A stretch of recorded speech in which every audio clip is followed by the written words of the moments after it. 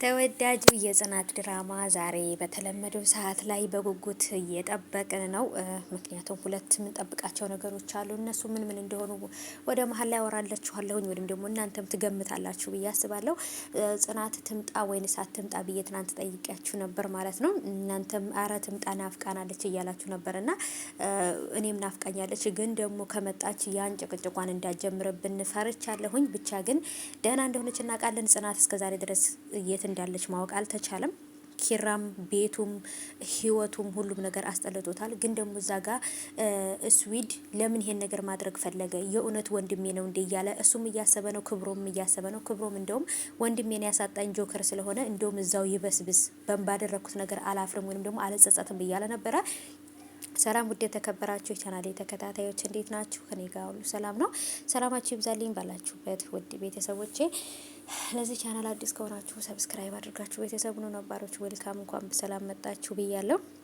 የጽናትን ድራማ ይዤላችሁ መጥቻለሁ ውዶቼ። በተለይ እኔ አጫጭር ቪዲዮ ስለምሰራ ለዛ ነው እየደጋገምኩ ማመጣባችሁ። ያው 10 ደቂቃ 15 ደቂቃ ብሰራ አንድ ይበቃ ነበር፣ ግን አይመቸኝም፣ ስራ ቢዚ ስለሆንኩኝ ለዛ ነው ውዶች አጫጭር ቪዲዮ ምሰራላችሁ። እናንተም ደግሞ ሳትሰለቹ እንዲጨርሱ እንድታዩት ስለምፈልግ ነው።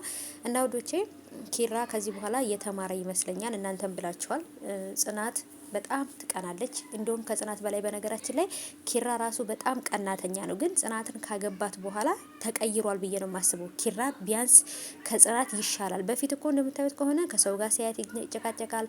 ለምን ስልክ አታነሽም እያለ ይጨቃጨቃል። በፊት ፍቅረኛሞች እየነበሩ በነበረበት ሰዓት ማለት ነው።